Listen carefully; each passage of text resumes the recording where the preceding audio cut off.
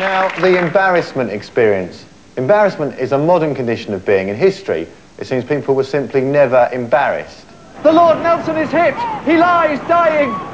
My lord, has England's greatest admiral one last request? Kiss me, Hardy. I'm sorry? Kiss me, Hardy. Well, I would, but I'm not really that way inclined. I mean, don't get me wrong, I've got nothing... Oh, come on, Hardy, don't be so uptight. Just a little peck, not a Frenchie. Oh, all right, mouth open, but no tongue. It's my one arm, isn't it? No. I've seen you looking at that two-armed fellow down in midships. No, don't do Go on, Hardy! Snog! All right. The truth is, my heart is already given to another.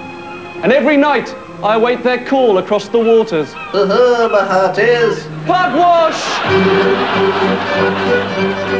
Today, though, you're embarrassed just walking down the high street, particularly if you trip over the pavement.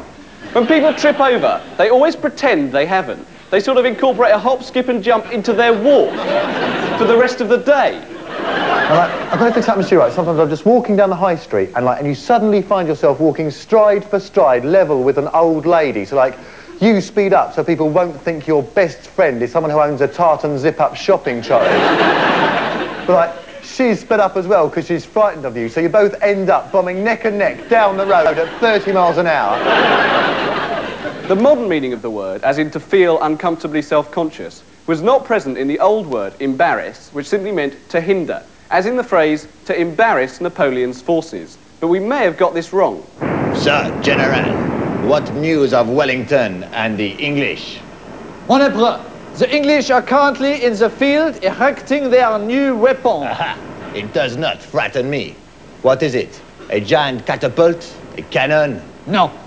It is a huge photo of you when you were 5 years old. Oh, no.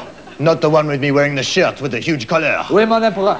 And the kipper tie. Oh, no! I look like the lead singer of Mott at Peter Sarsted's wedding reception. Mon Emperor, the English are raising their flag. Oh, no. That is no flag. That is a pair of my own soiled underpants. Oh, no. What? Yes. The ones with "Do Not Disturb" on the front. Look, I can explain the skid marks. I was on horseback all the way from Moscow. How will future generations of French people remember this day? Well, it gets covered in 1974 by Ever with the hit single Waterloo for Rapido.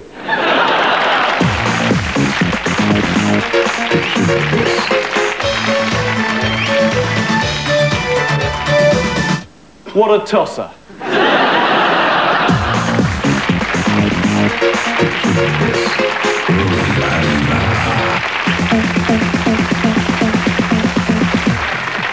We must never forget the very useful social function that tramps perform, sabotaging street theatre and making it entertaining.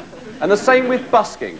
No matter how well the busker sings Annie's song, the only thing which brings the crowds flocking is when the passing tramp, out of the goodness of his heart, joins in. In fact, this is such a guarantee of success, one wonders why John Denver didn't use a tramp on the original recording. Okay, cue John. You fill up my senses like the night in a forest. Cue Mad Jack McClafferty. You have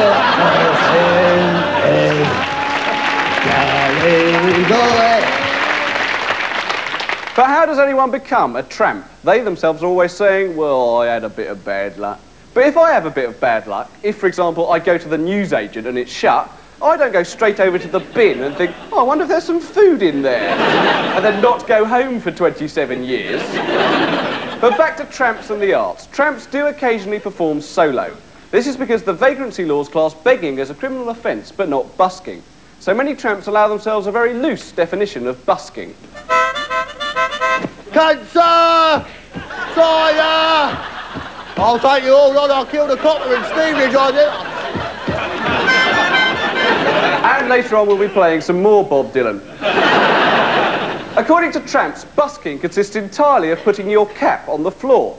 Then they'll shout, dance, have a brain hemorrhage, and expect to be paid for it. Some of them seem to think that having a bit of snot hanging out of your nose counts as performance art. This, I think, is why so many of them hang around the South Bank in London. They're hoping to be spotted and put on at the Royal Festival Hall. Hello and welcome to the Royal Festival Hall for the premiere performance of this recently updated version of The Beggar's Opera. In Act 1, Mad Jack McClafferty comes on and shouts for a long time about how his hands are deadly weapons, and don't you forget it. Until, in a moment of supreme irony, a member of the audience gets up to get an ice cream, and he panics and runs away. Act 2 is taken up mainly with a long nap on top of his lifelong friend Jerry, who he met last week. During this time, Mad Jack breaks the record for the most fluid ounces of urine ever to emerge from a single trouser leg. There then follows a long soliloquy on the subject of the Germans. Although I can't be sure, it might have been about how his marriage broke up and someone called Norm didn't pay him. The central theme remains, however, consistent. His hands are deadly weapons, and don't you forget it. And then the grand finale. Isolde is dead, Tristan laments, and Mad Jack has a bit of snot hanging out of his nose.